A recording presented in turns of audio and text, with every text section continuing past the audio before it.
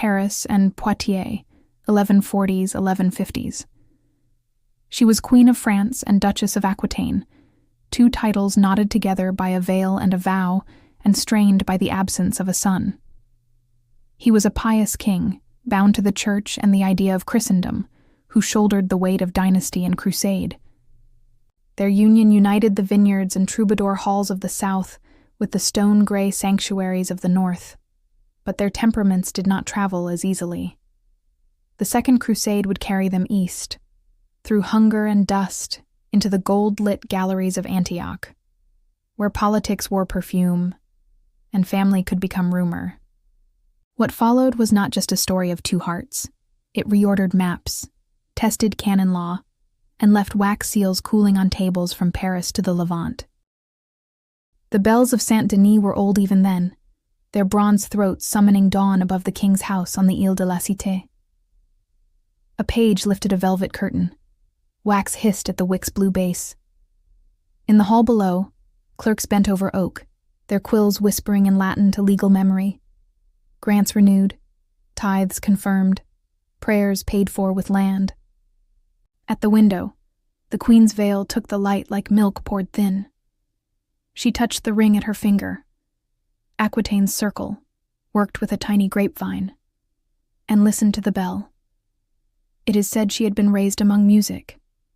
Before Paris, there were the courts of Poitiers and Bordeaux, where language could be a ribbon thrown and caught in the air, where a poet could tilt a world with a couplet. In Paris, words kept their belt on, iron and sober. In Paris, the air smelled of river mud and incense. The queen learned to adjust, but the bright south in her never fully dimmed. To the king's sense of duty, she added a sense of theater. To his patience, a counterpoint of speed. Both wanted what the realm wanted, a son to inherit, clean borders, peace through treaties whose wax did not crack in summer heat. Morning meant order. Matins, then council. The king's seat was high, but his voice was soft. He ruled by listening first. The queen held ceremonial keys. She kept watch over household appointments, patronage, and the silhouettes of those who lingered in doorways a second too long. She learned the names of lay brothers at St. Victor and the laundresses who kept court linen white. In chambers where tapestries glowed with hunts, she read aloud from lives of saints and, if rumor is to be trusted, songs in a softer tongue that the king did not favor. They had daughters, bright girls whose cradles were watched like lamps against wind. But letters traveled the realm's roads whispering the same question. Where is the sun? The Capuchin line was not yet granite. It was a bridge of planks across deep water, and every plank counted. The court's patience was long, the church's counsel longer. There were prayers and fasts. There were physicians, serious men with leather bags, murmuring about humors and diet. There were women in the queen's circle with their own older counsels, herbs steeped, oils warmed on coals. In a small oratory, a candle stood short from so many petitions. On feast days, the queen processed under canopy, a brocade river flowing. She moved like someone who knew how the gaze of a city could be both crown and chain. Her public face shone with composure. In private, according to a lady of her chamber who later retired to Fontevraud, she began to write letters in a hand slanted and quick. To whom? The addresses dissolve in time's wash, leaving only impressions. A brother-in-law in Blois, an uncle elevated far away in Antioch, a younger lord of Anjou whose ambitions seemed to hum in the air like a taut string. When the call for crusade reached Paris like a distant drum, it woke different hopes in the king and queen. For him, it was obligation and pilgrimage. For her, it was movement, which can be clarity. And it was family. In the east, her uncle by marriage, Prince Raymond of Poitiers, ruled Antioch, a citadel where the stones themselves seemed perfumed by trade. To go east was to braid religion with bloodlines, politics with a reunion. They took the cross. They left in 1147, on the road through the German principalities to the Adriatic. The turmoil of travel peeled back court varnish. In towns where bells had different tongues, the king and queen learned how fully the road rearranges a household. Tents and wagons, inventory and ration, the sound of harness leather and the quiet intimacy of fatigue. The fabric of rule moved into canvas. At night, a lantern burned on the queen's table while she wrote, sealing each letter with Aquitaine's crescent seal, pressing the wax just before it cooled, leaving a ridge like a heartbeat. In Constantinople, they were received with careful splendor. The queen measured the city by its silk and scent. The king measured it by its piety and power. Beyond, in Anatolia, the road narrowed to fear. The crusader trains thinned. At a river nobody now can point to with certainty, men drowned beneath armor. Horses went lame. The queen, if a clerk from Chartres can be believed, took off her glove and laced it through her belt, like a talisman for luck, a small private signal in a landscape where everything else was public. Still, they reached Antioch. Gold on stone, a city of galleries and cool rooms where a breeze could be caught and tamed by lattices. The prince received them with the charm of a man who knew he must. He bent over the queen's hand, and her ring winked, as if relieved to be among cousins. The king saw strategic maps. The queen saw a family face, and a city whose geometry matched the pace of her thoughts. The air changed. A specter of consequence drifted close and took a seat, politely, in a shadowed corner. It had the name of dynasty, treaty, church law. It had the dry hands of a canonist and the quick eyes of a troubadour. It would not say from which direction it would step forward. It waited. The galleries of the palace in Antioch held their own kind of fire. Lamps with oil sweetened by something resinous, light that loved gold leaf.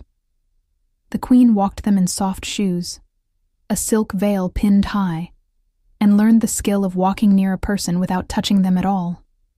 Prince Raymond spoke of fortresses and routes, of the wintering habits of enemies, of a great silver fish in the Orontes. He spoke, too, of the strange cruelty by which counsel from the East was always discounted by men who had not seen it. The queen listened, and then she spoke, and when she did, he listened back. Small anomalies began. A letter that should have flown west toward Jerusalem tarried in the hands of a clerk, its seal slightly ajar, its wax smeared as if pressed and then pressed again. A servant carrying a tray stopped at the wrong curtained door, and hearing laughter inside, felt a blush rise, and declined to gossip about it until years later, when she was safe, and the country that paid her wage was an ocean away in memory. A pair of gloves, the queen's fine kid, the prince's riding leather, lay too near on a map table, and an old soldier, who had seen the cost of proximity in every form, looked away. The king had come to Antioch to coordinate, not to change his mission. Jerusalem pulled at him like gravity. He believed his oath pointed him south to the Holy City. The prince argued for a different sequence. Secure the north, a belt of fortresses, erase the threat to Antioch first. If politics is a chessboard, then Antioch is a queen's place. Wide-moving, unpredictable, with rows of pawns who forget, for a bright, dangerous moment, that they were born to move one square at a time. It was in this room of competing logics that the queen's affinity began to look to some eyes like betrayal. An attendant from the queen's retinue, later appointed to an abbey and more careful with his adjectives, left a note. She favored the counsel of kin. It is neat handwriting, the ink brown with the years. Another scribe, less cautious, wrote words that smelled of envy and carried them across decades. That the queen forgot herself in Antioch. But what is forgetting the self in a place where the self finally feels remembered? Between slander and idealization runs a narrow lane where history tends to walk. There were late notes. A courier waited in the antechamber long after the lamps should have guttered, rubbing sleep from his eyes. A carriage diverted not toward the cathedral, but toward the prince's wing, with a plausible excuse. Closed doors, their tapestries puffing with the change of air as someone within paced. The shifting geometry of glances in a hall. Who looked, who did not. Who, when they looked, saw what they feared. Power made all of it heavier. She was a queen, he a prince, and none of it could be a small mistake. The queen asked questions that had politics braided into them like gold into a border. How often do the hill towns resupply? Where do the scouts believe the mountain paths are most treacherous? And then gentler questions, those that in their gentleness bind.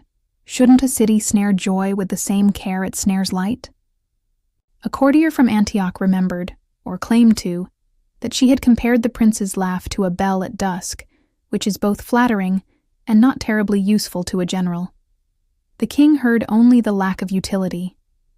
In those days, the queen's letters multiplied. She wrote to Paris, to Poitiers. Perhaps she wrote to Anjou, to the young Count Henry, who had visited the French court months earlier and had a way of standing as if he grew by the day. If there were letters, none have survived.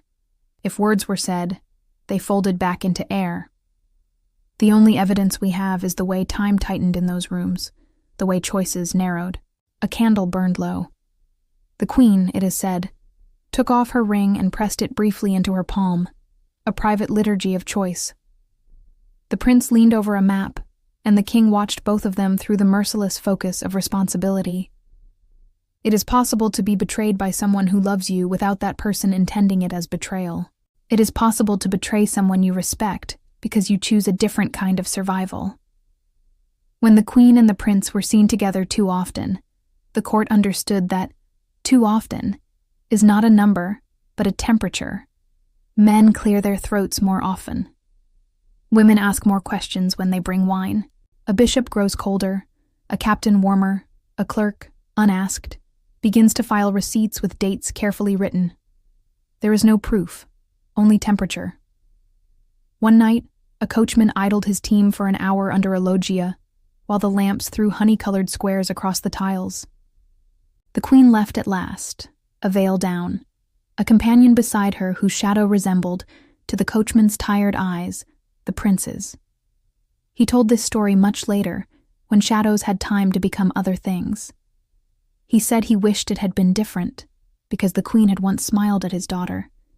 A small thing that made him feel as if the king's house had room for him. He was not an enemy. He was a man who saw what he saw, then lived with the seeing. Meanwhile, the king's advisors spoke of precedent and law. They spoke in hushed tones of consanguinity, that the king and queen were close in lineage.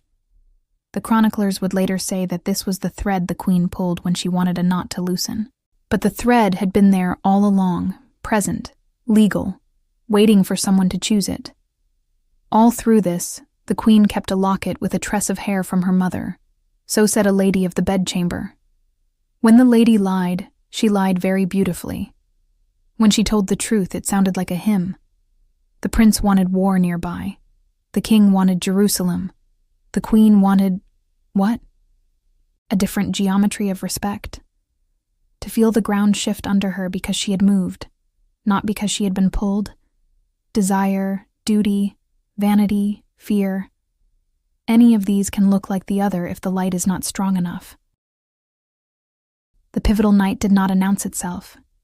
It never does. There was a gathering, the excuse a feast, the purpose a search for alignment. Gold cups, watered wine, faces flushed not so much with drink as with the relief of conversation after the long silences of March. Musicians bowed rebecks and hurdy-gurdies, the strings catching on melody like a ring on lace. The queen stood by a window where the night was a dark river. She held a letter that had been folded twice, then again, and sealed with her crescent. The wax looked like blood in that light. A hand touched the sill beside hers. Calloused, the particular callous of a man who rides often and writes sometimes. The prince's voice, low. No pledge that could be prosecuted, not in any court, only inflection. Words about safety and strategy, about who is owed what by whom. The queen asked a question that was not strategy. What will be left when this is finished? The answer hung in the air, crystalline, unsaid. In an antechamber, the king waited with a monk, whose face had learned not to show impatience. He was praying, or rehearsing the prayer he would say. The door remained closed. A guard shifted his weight and thought about his own wife, a woman who didn't like him to serve night watch because she feared for his cold. In the kitchen, a scullion sat down on a step and fell briefly asleep, his head against the warm stone near the oven's flank. A mistake, small and exact, almost undid them. A key had been left on the table beside the Queen's writing coffer. An elegant iron thing the size of an index finger, its head worked into a simple knot. It should have been under the coffer's velvet. It was not. A clerk, tidying, saw the key and lifted it with pure intent, a habit born of thrift and order. Through the slightly ajar lid, he glimpsed the edge of a second seal, the inked impression of a different house, not French, not Antiochene. He closed the lid, put the key under velvet, and left the room with a heart thudding not from guilt, but from the knowledge of having touched the edge of something larger than his station. He told no one. Not then. The king entered the room at last. The music, as if aware of hierarchy, softened. The prince bowed. The queen lowered her eyes in a way that did not read as apology but as elegance. The conversation moved at first within the discipline of the expected. Greetings, health, the status of provisions. Then it turned. "We go to Jerusalem," the king said. "We must calm this frontier first," the prince replied. The queen lifted her head. "We must do both," she said, which was the most dangerous answer of all because it was also the most true. Silence fell in the polite manner of courts. No rupture, only a thinning of air. The queen took the letter and slid it into her sleeve. The king watched her do it. He was a man who disliked being cornered. He had made a life's vocation of avoiding it through piety and patience. But now there was a wall. He could feel its cold on his shoulder simply by standing where he stood. Later that night, in a narrow corridor whose floor had been polished by centuries of feet, the queen passed the king. They did not touch. "I will not be moved like a pawn," she said softly. The king, who had not asked her to be one, could still feel what she meant. The old northern expectation that the South should be thankful for inclusion and behave accordingly. "We will leave at dawn," he answered, "for Jerusalem." The queen replied, "Some say she did, some say she did not. I will not go." The next morning changed everything, and nothing. The household woke in its practiced order. The bell in the courtyard rang. A servant brought a ewer. The queen's hair was combed and braided. A chaplain murmured a psalm. But in the courtyard, horses stamped. In the corridor, the king's temper had frozen, and his counselors' fingers were busy on their rosaries. The princes of the church were notified. A queen had displeased a king. The vocabulary was old. The stakes were not. A courier arrived from the west, dust in his sandals thicker than fabric. He carried 2 letters. One was a routine report from a castle near Champagne regarding a boundary dispute so old it could have been carved in oak. The other was new and thin, a packet with a seal the courier did not recognize, a bare design, spare lines. It could have been Anjou's. It could have been anyone's. The courier waited, remembering the days when his work had been simpler. A road, a horse, a deliverance, a loaf of bread pressed into his hand at a kitchen door by a woman who swore by St. Martha. In the end, the queen left with the king. It was not a reconciliation. It was a function. She left Antioch not because a rumor could be proved, but because a rumor did not need to be. To leave made the rumor's utility drop to near zero. To stay made it flare. The prince watched from a gallery and did not wave. An attendant cried, quietly, in a stairwell. In the tent somewhere south of Antioch, the queen took out the sealed letter from the coffer, the one with the spare design that the clerk had seen, and broke the wax at last. What did it say? There are only guesses. The words could have been about alliance, mutual regard, a future negotiation over Aquitaine, a tone that hovered between politics, and something that, if it were not for the titles of the senders, might have been called affection. If it was from Henry of Anjou, then history would later make much of it. If it was not, then history would later make too much of that absence. The Queen folded the letter back, slid it into the coffer, placed the key precisely where it belonged, and looked at her hand until her pulse steadied. The nights that followed were loose with anxiety. The Queen and King slept in separate pavilions more often than not.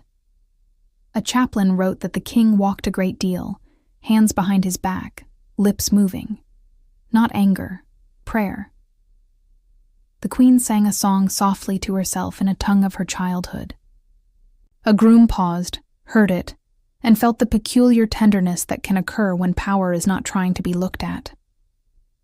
Days later, a messenger from Antioch arrived with news. A skirmish near the river, a loss that was not catastrophic, and therefore could be ignored with more relief than wisdom. The Queen received the messenger alone, with permission, and gave him a ring to carry back to the prince. Not her Aquitaine ring, not her wedding band, but a third, smaller one, the kind a woman wears on her right hand to please herself. For his wife, she might have said, or for his treasury. Or nothing at all, merely the half-smile of someone who is careful with speaking now. If there was a night of a seal, there was also morning light. The Queen, before an image of the Virgin, pledged what she could pledge without lying to herself. The King before the same image held his breath and weighed the two edges of mercy, to forgive within the house in order to preserve it, or to let the house fall in order to build a stronger one later. He would choose both in stages. History rarely allows simpler resolutions. When they finally turned their backs on Antioch, the maps in the Queen's mind recalibrated. There would be a reckoning west of here. In time, there would be an annulment, consanguinity placed gently on the table, a legal fig leaf covering a garden of other reasons. In the Queen's coffer lay a letter whose seal had been broken without a witness.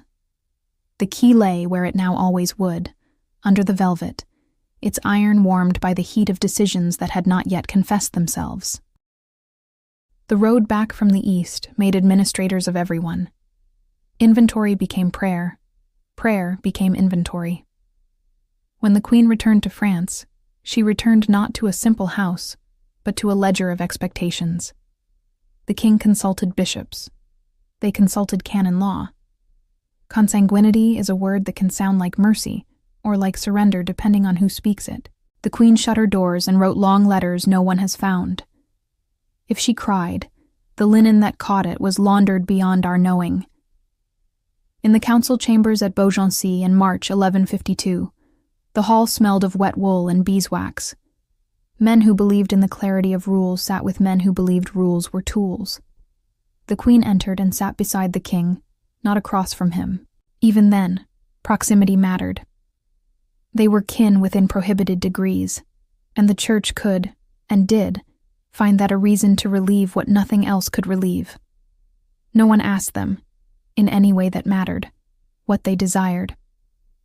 According to one clerk, the Queen spoke once, briefly, and said only that she sought peace for the realm and for her soul. One hopes she meant it. One suspects she also meant, I will not be assimilated until I disappear. Rumors collided with ledgers. A bishop thought he had heard about Antioch. A counselor in Paris swore that the Queen had grown too frank in her opinions. A household steward brought in an account where, for the Queen's musicians, cost more than the King had remembered agreeing to. Proof stayed inconclusive. How could it be otherwise? What can be proved in a hall of men who all have their own liking for smoke and their own aversion to seeing what makes it? In a private parlor, the King and Queen said what they could say. We were not unkind, the King might have told himself later. We were not untrue, the Queen might have replied to the silence of her room. Canonists wrote, their ink making faint tracks across vellum like field boundaries. The annulment descended in language so clean it almost hummed with self-congratulation. It cited the degrees of kinship. It said little of trust. It said nothing of longing. A priest's corridor, narrow, smelled of lime wash. There, a woman who served the queen paused and pressed her forehead to the stone. She had watched her lady play with a small key for weeks, turning it as if worried it would forget its craft. She had seen the ring rolled in the queen's palm, a private worry bead. She understood nothing and everything, that power is as personal as it is abstract, and that the great decisions are made while a chambermaid waits with a folded gown and an unsaid blessing. The formal part is easy to state. The marriage, France to Aquitaine, was declared null within the church's architecture. Daughters were not made bastards. The future was allowed its continuities. The queen's lands returned to her, as if land could return to anyone who is merely passing through its centuries. The king's international problem seemed solved by Latin. The same Latin had, countless times, made dinners into fasts, rooms into vows, people into concepts. Latin glows with purpose. It also erases fingerprints. There was a parlor confrontation that nobody wrote down with the accuracy it deserved. Words like gratitude, duty, love, obedience, honor. So many bright coins placed on a table between two people who had shared a bed and discovered that a bed is not a table. In the end, the queen stood. She lifted her veil. She left with her ladies, a line of women moving like moonlight down a corridor. In that moment, if a portrait had been painted, the varnish would now be cracked right where her wrist bones showed under skin. There is no portrait. There is only the collective memory of people who never forget the sound of a key in a lock. Outside, the kingdom remained the same, except it wasn't. The Capuchin crown had released Aquitaine. Let the South go south, the lawyers might have said, trying to sound as if they had planned this all along. The king, bereft, returned to ritual with an intensity that pleased the church and calmed his own sense of order. He would remarry, as kings do. He would, years later, have a son, and the planks of the dynasty's bridge would look less temporary. But in this moment, he had been deserted gently, and gentleness can wound cleanly. The queen did not retire to a convent, as some women of her rank had done. She rode south.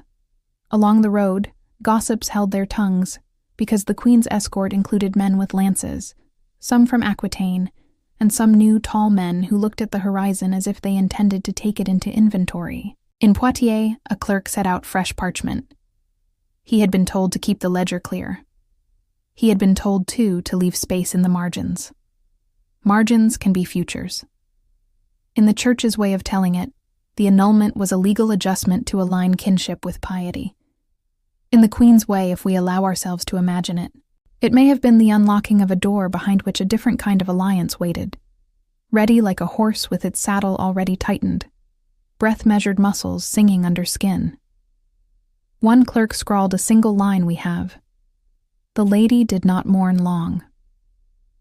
The line is not kind. It is also, in its clumsiness, probably trying to say something else, that when women move quickly, it is often because they have been waiting a very long time. 10 weeks. That is how long it took for the queen to move from annulment to new vows. In May 1152, in Bordeaux's Saint-André, she married Henry, Count of Anjou, and Duke of Normandy, a young man of tempered steel and warm hands. If there had been letters before, they had left no trace but a readiness. If there had been glances at a winter court months before, they had left no witnesses anyone now can trust. What we have is speed, and the productive envy of the world, at a match that turned treaty into empire. With that marriage, Aquitaine did not so much sink into Anjou as flare alongside it. A southern sun joined to a northern weather system.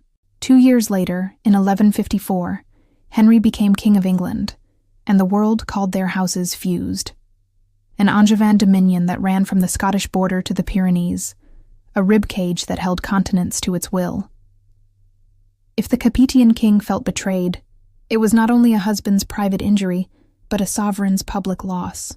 The queen's ring, polished by 2 marriages, had become a wheel that moved Europe. Was this love? Chroniclers made their self-assured notes. She was enamored of her young lord, he of her wealth and wit. But those are not opposites. One can love personality and land simultaneously, with equal intensity, and have one love sharpen the other. They had sons. They had sons upon sons, enough to crowd a hall with the sweet arrogance of boys who know a crown will be somewhere among them like a bowl on a table. They had daughters who made silver alliances. The queen was not a standard consort. In Poitiers, on her own soil, she revived courts where poetry could be the grammar of aspiration. She turned patronage into a language. A fan of woven rushes, which had seemed out of place in Paris, now stirred air among people who knew what to do with it. But love, like empire, has weather. When the sons grew, they fought their father with a talent that felt inherited. In 1173, 3 of them rose with barons and foreign favor. The queen supported her boys, not from silliness, but from a geometry of loyalty that sometimes in families requires a triangle to break a line. It went wrong. The king, iron-cored and very tired, moved with the merciless speed that had made him king. The revolt failed. The queen was taken. Exile by candlelight. It is not a metaphor. For years the queen lived under soft confinement, a household provided by the king. Comfort enough to feel the lack of freedom constantly. A key could be heard in a lock twice a day. A guard coughed discreetly outside her chamber. She was permitted letters, but they passed through other hands first. Seals were broken, wax rewarmed, and stamped again, the crescent blurred by too many pressings. Lantern light wrote yellow eggs on walls. A small traveling portrait, if there was one, could have cracked along the varnish where her gaze was strongest. Her legend grew in absence. What she was reading, whom she was writing, whether she felt regret. Do not glamorize captivity. It is a slow mist that corrodes, but nor should we deny her resource. She waited. She aged and did not apologize for it. She wrote to abbesses who ruled their communities with a calm the world mistook for softness. She wore her old Aquitaine ring, now thin at the underside. In winter, she warmed her hands around cups of spiced wine. In spring, a window in whatever castle it was that year would at last crack, and the air would walk in like a visitor long overdue. Years later, when the king was dying, he let go. The key turned for the last time in her favor. She emerged with a brisk mercy that startled even her allies. She took over governance for their youngest son, who would become king, and for a time, entire fleets of decisions moved at the pace of her thinking. She negotiated marriages and truces. She did not talk about Antioch. She did not talk about the coffer's key. She did not need to.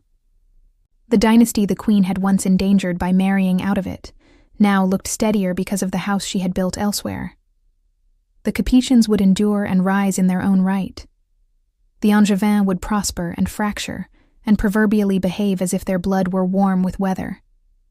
The queen, in old age, rode still.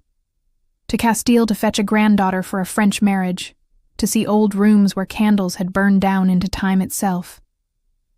A servant wrote that her hands trembled when she was tired, and that when she laughed, the old bell in the voice remained. The ring had changed. It was no longer the object a girl had turned on her finger when half of Paris was guessing what she thought. It had been kissed by bishops and looked at in anger by men who wished they had been obeyed more easily. It had tapped letters sealed with a crescent, then a lion, then a hand no herald ever designed, the human hand that curls into a fist when it must, and opens again when it finally can. Decades after the queen was gone, after the bells in the cities she had inhabited had been rehung and retuned, a worker lifting floorboards in a chamber at Poitiers found so one family chronicle claims a ring with a vine design. It was thin with wear. The chronicle calls it hers. Historians call the chronicle enthusiastic. A different house's archive kept a locket with a single pale hair inside. The register lists it as relic of a lady of rank, and the handwriting looks too careful to be believed. In a drawer long miscatalogued, a folded letter turned up with softened wax, the crescent blanching under pressure. The text was not a love letter, but a request for the repair of a chapel roof. The clerk who logged it added a hedged note, said to be signed by the Duchess in her own hand. Said by whom? He did not say. Legend and record play shuttle with her. One writes of a queen diverted by passion in a foreign gallery. Another writes of a sovereign mind choosing the politics that felt survivable. Some insist on the warmth of her glance, others on the coldness of her decisions. If we separate the fragrance of gossip from the grain of fact, we are left with this: a woman, brilliant, stubborn, devout in her own register, made choices that changed the angle of Europe's light. She did so within the laws of God and men, bending them when she could not break them, surviving the rituals she had learned to perform.